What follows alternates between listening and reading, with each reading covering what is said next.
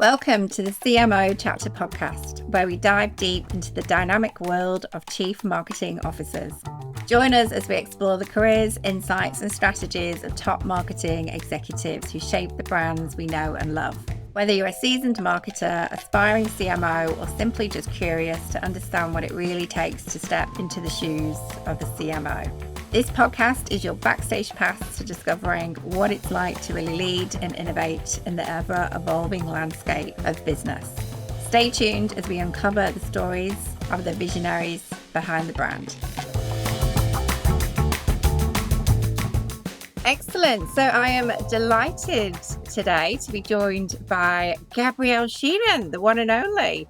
I have known Gabrielle now for, oh my God, it feels like, 10 years, or it feels like a long time. At least that. Let's not go further. We won't go any further. But Gabrielle, I'm delighted to have you join today. I'm going to let you introduce yourself and then we'll fire into it. Oh, well, Lucy, firstly, thank you for inviting me to join your podcast, and congratulations on today being your first birthday, or you've come around the corner on New Chapter, which is such an exciting proposition within itself. Thank you. I started in marketing in the early 90s, so that just dating myself there, post finishing university. And I've had a very dynamic career.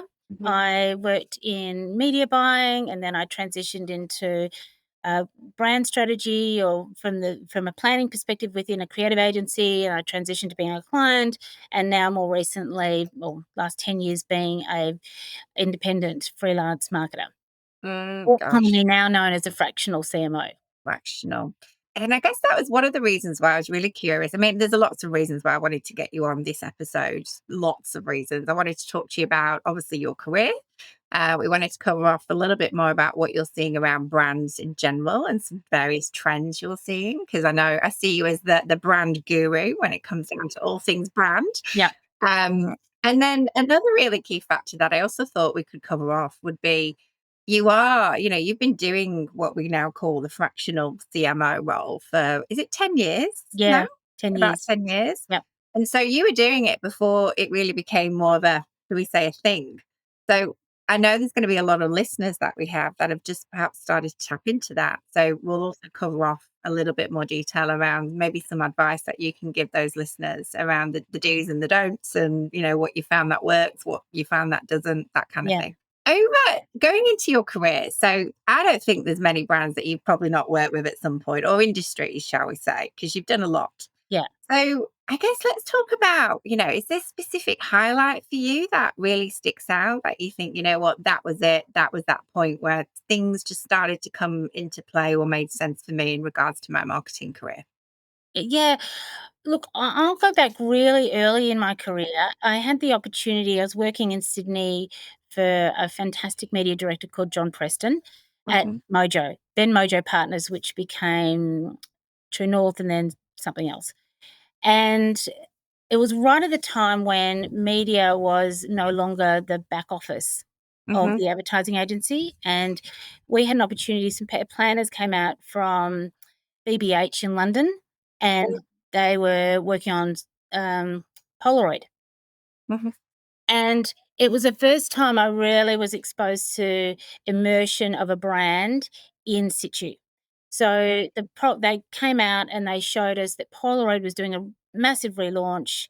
So this is the mid-90s, and we went into nightclubs and bars and parks and places where people were celebrating and just having fun.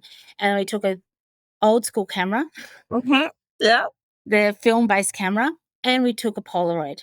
And we were seeing the difference between what sort of photo happened when you took a film-based photo versus a instant photo. Yeah. And it wasn't the product per se, but it was showing how to experience the product from the consumer's perspective. And it really helped me understand all the connection points. It's not just media or creative or consumer or product. It's how do you join all of those dots in a cohesive way, in a single-minded thought that really compelled people to say, yes, you're talking to me. So that probably was the moment that I thought I want to become a brand strategist. And that's quite powerful as well, because you're, as the marketer, the brand guru, you're seeing the reactions of individuals as well, responding there and then, which, I'd get a bit of a buzz off that, Yeah. kind of going, oh, this is really cool. Like, how we're sort of seeing that interaction as well. Yeah, and it's hysterical because, if you think about Polaroid today, you think that experiment that is irrelevant because Mm, people have got their cameras on their phones. They're getting that instant experience. yep. So Yep. what is the role of a Polaroid today is to make that same experience, that instant experience, physical as opposed Mm, to digital. mm-hmm, So your repositioning is about that physical memory that you can put in your wallet, stick on your notice board, have on your fridge mm-hmm, with your friend that you can't do so well with your phone. mm-hmm, But mm-hmm. most people have got 77,000, 200,000 photos, and you don't sort them, you don't look at them. So if I was working on Polaroid today, you would reposition it back to that physical Yeah, immediate memory that you have ever present, that the joy of photography gives you. absolutely. Absolutely. Mm. I want to understand a little bit more around going back perhaps a little bit as well. So you've had the luxury, as we know, sort of in that media sort of agency space. That's where you sort of really cut your teeth. And then, am I right? You went into more sort of like pharmaceutical sort of industries, global company, and then into health insurance, very reputable health insurer, where you also had the experience over that time. You were in the UK as well, so you got to work overseas. So, do you look back at that time? And because I've spoken to a lot of, CMOs or GMs who've said, that's one thing that I'm really glad I did. I was able to actually, gain employment overseas. Did you see that as really beneficial back in your early days of your career? Well, one thing you probably don't know about my career is that after I had that experience with Polaroid, I quit my job in Sydney and went to London. Right. And I'd say every young marketer should move to another market early in their career. Early. Mm, Get some global perspective, go to a global market, work on a global brand, get some perspective on how they work. So I had the fortunate opportunity to work as the regional media manager in my early mid-20s, late 20s on Procter& and Gamble. yeah. So Wow. we launched a number of products. I worked in feminine hygiene and cosmetics and paper towels, and it wasn't so much the categories, it was the exposure to working with 27 markets.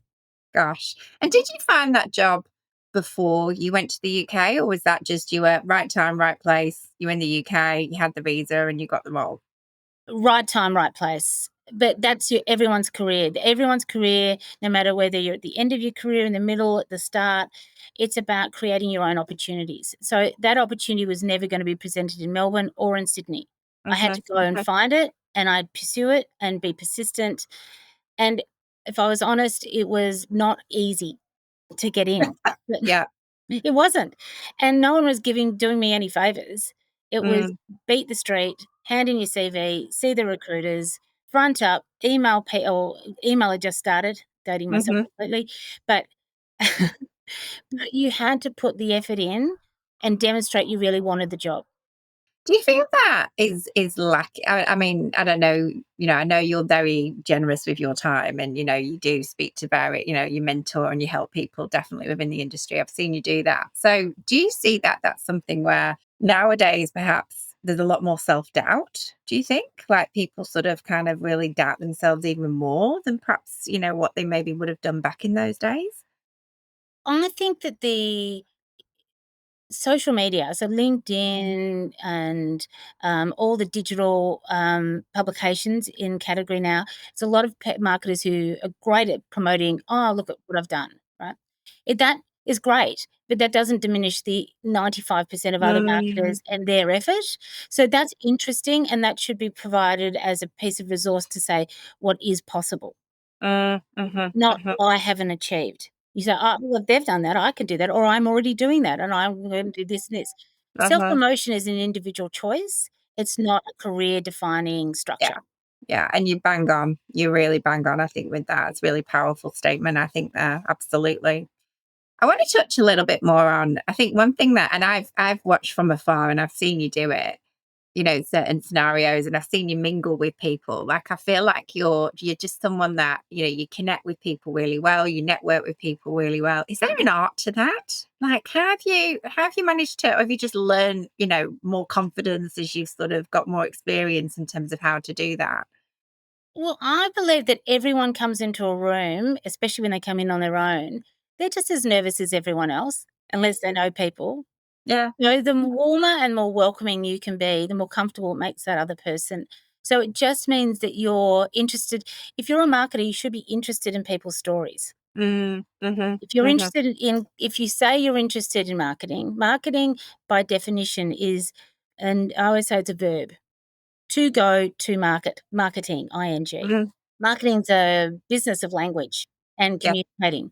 So if you can't communicate with your peers, up or down, that Mhm, how that's a great way to practice how you're gonna talk to your customer. Marketing is 60% method and 40% art. yeah. Networking opportunities give you the practice of your art. Mhm. How do you tell a story? How do you engage with someone? How do you find out more about them? How do you learn? So I see networking as much as a learning journey for me as it is an opportunity for me to meet like-minded people, share ideas, Yeah. and I Yeah. think that it is hard to do when you don't know to do it. The more you do, like anything, it's like building a muscle. Absolutely. And I think, like you said, like naturally being curious, I think I know for me as a recruiter, that's something, I mean, I ask so many questions to so many people all the time because it's probably more, I think it's more of a personality. I'm Yeah. quite curious to learn about people naturally. So it's probably the same, I think, with marketing. Yes, and I love meeting people because people have all got their own journeys and their own stories and their own interests. And there's a lot of people who do fantastic, impressive marketing work in categories that I don't find particularly interesting. Yeah. Yeah. But there's also people who are working on stuff that I am blown away by, that I really wish there's work that I wish I had done. I want to tap into your experience. So at one point in your career, and we're going back to, I think it was about I think 2014 is when you left this particular role. But you were working for one of Australia's largest private health insurance providers. And I mean, correct me if I'm wrong, I think your title was Head of Marketing and Brand Strategy. That's right. Big role, big role. And I think that's actually when we first connected. I mean, at that point, I mean, I'm guessing you would have had a pretty established team, a really big team in terms of like, stakeholders, managing direct reports, etc. At that point in your career, what did it teach you? Was there something there that specifically there were any specific learnings? Because I mean, I see that as a sort of key sort of career moment for you. Yeah, look, there's personal learnings and then there's professional learnings. I'd say on a personal level, I realized that I'm an entrepreneur by heart. And when you're in a large organization of 17, 20,000 people, and there's structures and processes, and you need to get 25 people on board with a single idea, Yeah. and you're an entrepreneur and you just want to move forward, you got to learn you got to learn what your strengths and weaknesses are and how passionate you are about something. And I'd worked in the company for a long, long time. So Mm, I was ready for a change, to do mhm, something where I could see my immediate impact. I didn't want to wait 2 years to have impact. And I think mhm, also that had nature to do with the type of business that it was. So, fast moving consumer goods business, mhm. pace over perfection means you get something to market within 6 months. Yeah. And when you work in a large global health insurance company that's a health business actually, Mm, and gone from 2,000 to 20,000 people in a matter of 18 months, yeah. the machine slows down demonstrably. Yeah. So the big learning, I think, personally and professionally, is know what you love and follow and do the things that make you excited, because as a marketer, I always believe you're in the department of no. Mhm. Everyone thinks because they've seen an ad or they hear an ad or they have approved an ad that they know how to make an ad. Yeah. And then they think marketing is only ads. It's Mhm. so much more complex than the final product. So I think you've got to know where your passion point is, because you've got to be able to push through all the barriers to Yeah. yes. Yeah. Because people want to say, "Oh, is that all you did?" Mm-hmm. Gosh, that looked pretty easy. I could have done that. Well, it's like Picasso didn't get to cubism before he was able to do a beautiful portrait. Yeah, yeah, So yeah, there's the craft and the art of marketing is what I learned in that role is as a senior marketer, your job is to manage people, and I was getting further and further away from the craft yeah. and more about people and managing people. And so for me, I love helping people imagine their brand, imagine Mhm. the vision of their business and to drive that vision forward. As soon as you're at that higher level, you're managing people. So if you love managing people, do that. And I think, you know what, I can really relate to that because personally for me, I mean, through, my recruitment journey, I was the same, the more senior you get, the more you're in those more leadership roles naturally and, managing and you kind of get to the point, well, all I want to do is just do recruitment. And it's like what you're passionate about is brand and, Yeah. actually being, part of that as opposed to the bureaucratic sort of scenarios that we can find ourselves in when we get in those leadership roles. Yes. And it's not to say that I wouldn't do one again if the right Yeah. one presented. It's just that at that moment, the craft for me was getting lost. And let's go back 10 years ago. Words like mobile first, Mm. social media. That's not craft, that's tactics. Yeah. Yeah. And we were forgetting the storytelling and the brand experience, and we were forgetting about the beauty of all the elements that craft a brand together to make it something that Mhm. everyone wants to connect with, and we got into process. So as soon as people started talking about agile, they diluted marketing and brand to a process. Mhm. And Mhm. sometimes it's not a process that can be done Yeah. by agile. A stand-up meeting isn't marketing. Absolutely. Absolutely. Just on that, and we've mentioned the word brand a few times there. Mm, I feel like I should be calling you like the queen of brand in Melbourne particularly. But one thing I know you're very, very good at, um, is as you've said, really sort of crafting out a brand strategy and being able to resonate with whatever that business is or whatever the message is with the customer. So is that again something that, I mean, obviously you're very passionate about that, but in terms of, how have you harnessed that now? Because I mean, we'll go on to it. You're pretty much running your own consultancy now, like you work for yourself. So I'm guessing the branding component that is a real sort of key seller for you. I mean, that's basically that's your service offering. Is that yes, right? yes. So I offer broadly marketing brand through to operationalizing the marketing process, as it were, the tasks, the strategy, the intel to get people to take their product to market. Yeah. Yeah. But for me, when I'm talking to customers, I start with what is the problem that they're trying to solve. And I'm finding more and more, I'm getting a lot of startup, scale up businesses. They Mm-hmm. have a founder or a person who has an idea and they're just not, they're kind of not sure how to move it forward. So they go to Fiverr or they get onto Canva and they sort of mock something Yeah. together. And it is a little bit cut and paste. Mm, And it's what I call an accountant's version of marketing.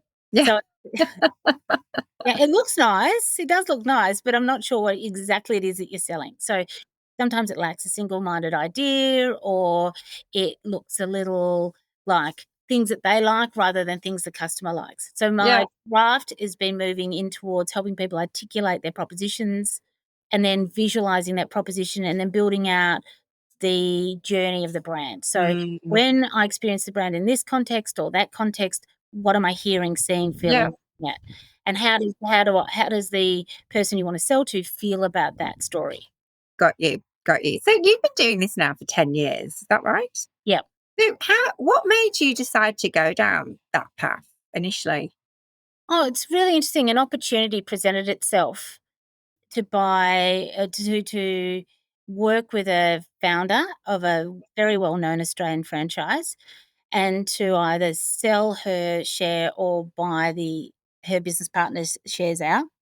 And I won't mention the brand, but I will say that it was a massive project, and I went through a process of learning how to raise capital, how to pitch, Mhm. how to really sell and translate brand into a a commercial proposition. So what is actually the value and where are you creating value for your business? And it was a massive learning shift for me, and it taught me about the power of brand in terms of driving a multiple when you're selling, how it influences EBITDA, how it influences customer demand in a commercial, tangible balance sheet Yeah. way, not just in a P&L, but in cash flow, in revenue streams, in why certain products should or shouldn't be developed. Gosh. And it was fantastic. It was like giving myself a PhD in marketing, in how do you buy, scale, sell. Real life experience. Yeah. And it was the most powerful decision I've made in my career, Yeah. because it's changed the way I have conversations about marketing. Well, you've been there. So when you're speaking to founders or, company owners, you've been in that situation to a degree where, commercially you're like, okay, I get why would, of course you get brand and marketing and strategy and all that stuff, but there's a real result that we want to get out of that. So, That's right. you'll be asking exactly the right questions around, well, what's your current revenue? Where do we want to go? What's your margins? Like, who you, those perhaps deeper questions that, I don't know, like not everyone perhaps goes there. Well, I think in corporate, you're in a large company and you're tasked with maybe the retail stores. So you've got to get the Yeah. posters up and the lamb toolkit and all of those things. Or you're working on a dam system. Your task might be social media. So you're getting only a slither of the totality of all the actions that are required to build a brand, build a business, and have brand be the translation of what the commercial plan is. So brand is ultimately, there's a commercial strategy, and your brand is what people are buying. A Yeah. belief in X to buy Y to solve X problem. So it doesn't matter whether you're a global business or a micro business, they're the three things. Who are you selling to? Why are you selling to them? And what value are you creating for that person? So why should they pay that price? Yeah. Yeah. I was going to ask you, you've been doing this obviously for a very long time and you've been very successful in doing it. I mean, some of the brands you've, had the luxury of working with, some pretty high hitters, like, and they're not all the big, shiny, big brands. Like they're brands that, were startups and now have gone on to do some incredible things. I'm sure down to your help. But how you like, I want to give some advice because obviously I'm seeing in the market now, there's a lot of people going down this path where they're wanting to tap into, fractional CMO, etc. Just because of obviously what we're seeing with the market and the economy. What advice would you give, I guess, senior marketers that are thinking, I'm going to do it, I'm going to go for this? What advice would you give them beforehand? Firstly, you've got to know that you're now working with yourself. So there's not a big machine, there's no team, there's no someone that you can delegate a task to. You're the team. Mm-hmm. And when you go into a business, you have to work out, is there a team that's going to be there to support you or not? And what is it that their expectations of you and your expectations of them are? So you can't just drop in and say, now I'm in charge. So, okay, I've got 10 people, bang, bang, Yeah. bang. You have to be really clear about expectation setting. You have to be clear about what your scope is. You need to be very aware that you're not permanent. You Mm-hmm. are interim, which means that that job or that task may be an interim task, Mm-hmm. or they may be looking for a full-time person in that task. So if you're just choosing a career of being interim, then ultimately you're responsible and accountable. So take Racy, you're responsible and accountable for a moment, Mm-hmm. but you're not the person who's responsible and accountable. Ultimately, is the person who's hired you into that gig, Yeah. and it is a gig. So you are really running a professional gig economy. So you're Uber marketing. So that's the first thing. You got a context in your head. The second thing I'd say is build your networks and build your allies before you leave. Yeah. So I've been fortunate that I haven't needed to set up a website because I've got a very extensive network. Wow. People that would call me and say, hey, I hear you're available, or hi, have you got some time, or what's your capacity, or Mm-hmm. that's just built up. So it was all, I sort of didn't, I saw the first bit, which was to try and sell or buy into this national retail chain as an opportunity to learn something. So it was sort of a learning phase, which people suddenly saw I was available, and it all happened. So it was not by design. So Mm-hmm. I'd say to people now, because there are so many more people doing it, you have to make it more deliberate. Yeah. Yeah. Who do you wanna work with? What sort of work do you wanna do? Why do you wanna do that? What rocks your boat? Because you also have flexibility that you don't have when you're a full-time employee. You have Yeah. options to say yes to projects or no to projects. "Oh, that doesn't really rock my boat." Also know what rocks your boat. So the first thing is know why you're doing it, build your networks, Yeah. know what rocks your boat, be aware that you're working on your own, and be really clear that you're only there for a period of time. Mm-hmm. Mm-hmm. Do the Mm-hmm. best job you can do, but don't ever think that that project will roll on and roll on and roll on. Hope it might. Generally, if it's for a discrete project, that's what it is. So they're the mindsets. And the one major piece of advice I'd say is believe in yourself if that's what you want to do. Yeah. But you've got to be entrepreneurial, and you've got to be hungry, and you don't have to drown in LinkedIn with 1,000 opinion pieces to Yeah. get the work. They're fun, they're good, but you don't have to be an academic or the smartest person.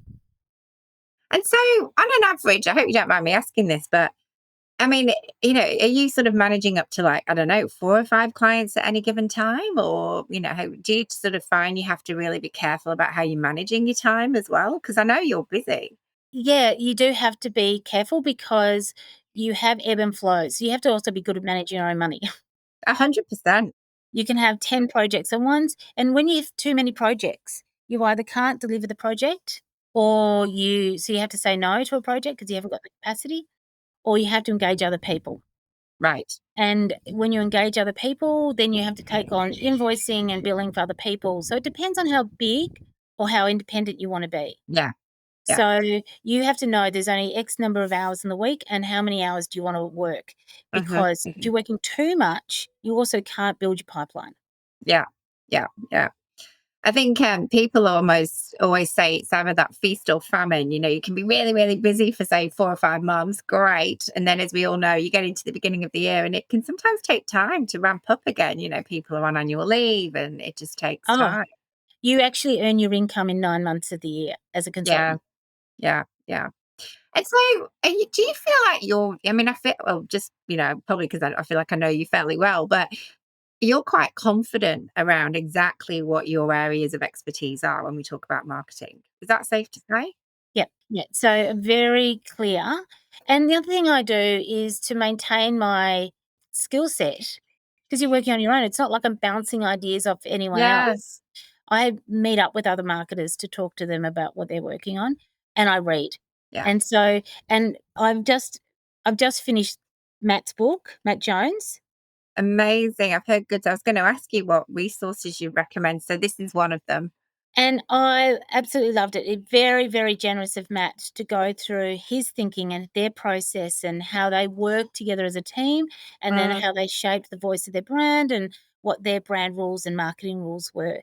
And it shows you that the concept of a playbook gets overplayed, I think, by marketers. yeah. But I do think you have to know what your brand language and brand method is. So in Mm, every brand with its own personality, there becomes when you're clear about who your brand is, there's clear do's and don'ts. yeah. And there are clear what I love about Matt is he's taken some old theories and he's given them a nice little refresh and a really lovely new lens on brand experience and around the role of the funnel or the lack of the funnel or Yeah. but look, I won't spoil the highlights because it's a really good read and it's beautifully entwined with the gin story.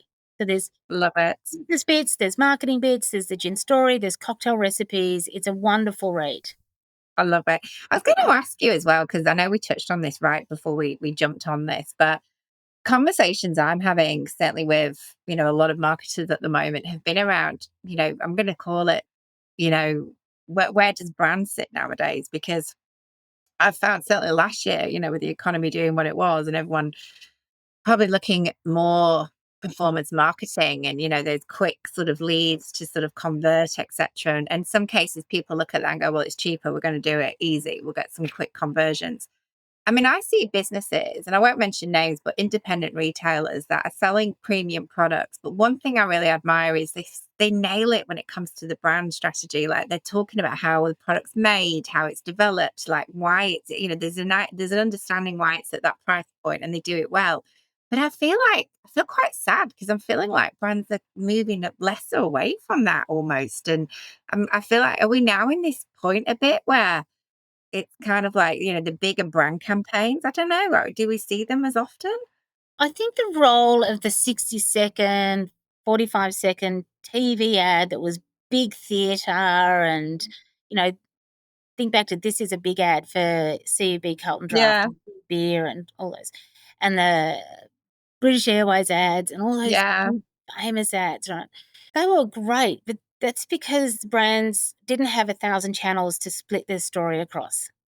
Yeah, of course. Because you've got more channels doesn't dilute the importance of knowing who you are and what you stand for. Mhm. And there's one golden truth. No one ever went into a shop before performance marketing. No one went into a shop to buy a brand they didn't know. You didn't actively go into a shop.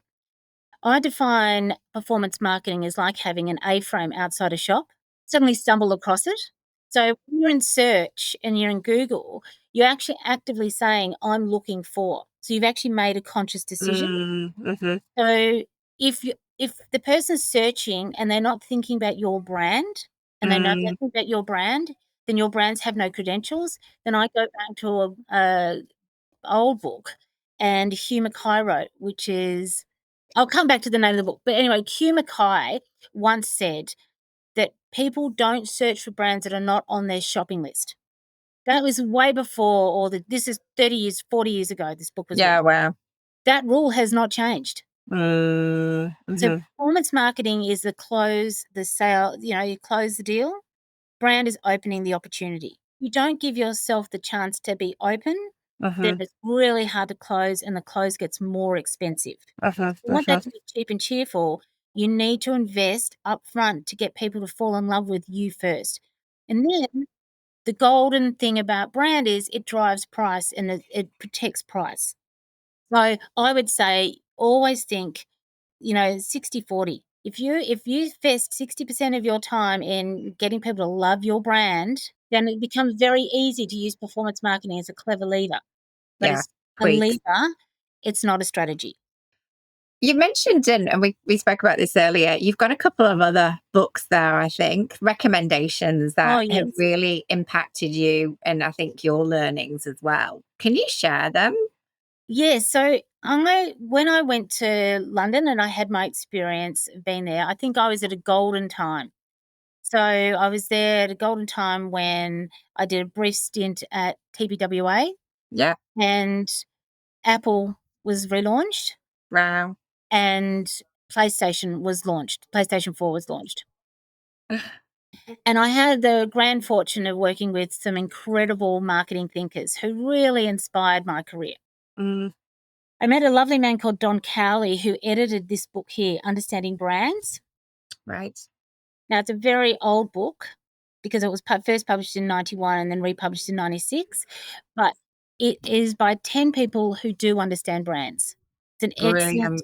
excellent read. And the topics it says on the back here, what is a brand? What makes good brand advertising? What makes good brand packaging? How to value a brand and how to think about international branding. So that's one. Love it. The second one is this is a first edition Mhm. of Eat the Big Fish Oh, yeah. Yeah. by Adam Morgan. Adam Morgan was the inspiration and the founding strategist behind the concept of challenger brands. That would be really interesting. So he authored this book and created 8 rules of challenger brands. And that's when we had an era of Orange Teleco and Lime, and we had Goldfish Credit Card, and we had Yeah. all these wacky, crazy sort of out there stuff, and people were just disrupting rules and breaking rules left, right, and centre. Yeah. And Yeah. then, Got to remember those days. yeah, and TBWA went with disruption as a concept, and Adam split out and created his own consultancy called Eat Big Fish. Brilliant. Okay. That sounds really cool. Yeah, now he collaborates with Mark Ritson, with John Evans, Yeah. Systems One, eat big fish. So it's really worth, everyone should check out his website and check out The Part Inside and a few other books that he's written. Yeah, And the amazing. last one I think is a goodie, but an oldie, is Jack Trout's Big Brands. And it's because the rules of marketing haven't changed ever. Mm-hmm. Know your customer, know that your product is solving their problem, Mm-hmm. a place that they can access it, give it Mm-hmm. at a price point that they believe is the right value point, price point for that product. Yeah. Promote it to them in a way that's going to make sure that all makes sense. Yeah. Those rules haven't changed. It's just that we have more ways of doing it today. Yeah. Love it. And I think the call outs there are, really, as you said, I mean, look, the fundamentals of brand and, it's still the same. It's just we've all got these fancy tools and resources and, modern technology now to really sort of, jazz it up and, optimize it, as you said, for all these various different channels. So I think going back to some of those books, it's almost like the Bible. That's it. That's it. Exactly, navigating you, the lighthouse of exactly, okay, do and don't, keep you on the right track. Well, it's funny you say that because Lighthouse is one of the principles of Challenger Brands. There you go. And I've not read the book. And I just had one other thing, is as a young marketer, things aren't either or, they're and. So it's not have a market or have a creative team or use AI. Mm-hmm, mm-hmm, AI is another tool. So we just keep adding, add tools to our toolbox. mm-hmm. And then the greatest marketers in the world that I've ever seen is that they keep things really simple and they just pull out the tool they need. Yeah. So Apple was successful because Steve Jobs kept everything simple. So while it was Mm, booming and getting more complicated and Windows 97 launched and all these crazy things, yeah. he kept things simple. When they relaunched, their whole proposition was we're not grey and black, which was IBM. So they went with Mm, colour. They mm-hmm. launched iPod. They, very simple, basic ideas. Yeah. Yeah. So Yeah. keeping simple is a rule that will just hold you instead as long as you add, not replace. I think you're bang on. I think no matter what the product or even, in your case, like the service offering, I think it's, a couple of things that you've mentioned, even regarding yourself, you're very, you're very clear about what it is that you can offer when you're speaking to, new clients or, projects that perhaps are, from repeat business, etc. And I think in general, just keeping it simple in terms of, how you communicate with those clients, also whether it's a marketing campaign or the product, I would say I completely agree. It's going to make your life a lot easier and also theirs as well. And mainly, the customer gets the message as well, 100%. Totally. I mean, a recent example of something a project I've worked on was the launch of Instant Scripts. Yeah, okay. And Instant Scripts was a small startup, a doctor, a tech gun, Okay. and we had a tiny little office of 6 people in South Yarra. So we had a product person, a marketing person, a finance person, and 2 startup people and some devs. And we took that, and the marketing contribution was, how do you sell something like repeatable primary care services? And I was teaching founders how to keep it simple. Like, I know you can do all of those things, but what does the person really need? They need a script. The instant scripts, we were able to keep it really simple. People need to be able to cut through the noise, give you a color. They need a simple icon. They need a simple language. They need Yeah. people who look like them in the comms. Yeah. None of Yeah. this is rocket science.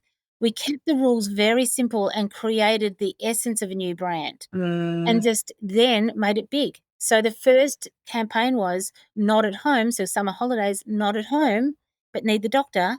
Yeah. It does. This isn't, you don't have to be creating a Cannes award-winning ad to create a powerful marketing. Yeah, it's really, I think, very true. And I think that's part of who you are. I think your messaging and the way you communicate to your clients. And I think that's probably why you've been so successful as a, fractional CMO for the last 10 years in, really pulling out these opportunities. Well, it's been an absolute pleasure, I have to say. I really enjoyed chatting to you. I know, Gabby, look, I'm sure there might be listeners that, I don't know, maybe find you on LinkedIn or go, hey, I've just started up my, new business. If you get any of those requests, I'm sure you're quite happy to chat to people. For sure. And I feel like people should just the gift that marketing gives the world, or marketers should give the world, is the ability to communicate. So please reach out. I'm Yeah. always open to talking to people, having coffees, doing what I can do to guide people, point them in the right direction. Also, if there's someone in my network that they'd like to meet, I can't guarantee the other person wants to meet them, but I can guarantee that I'll consider that as well. Amazing. Well, thank you so much. I really enjoyed you. you. You're always just a delight to chat to, so I really appreciate it. Thank you. Oh, wonderful. Thank you for having me. Remember, the road to CMO isn't always linear. It's filled with challenges, decisions, and moments of transformation.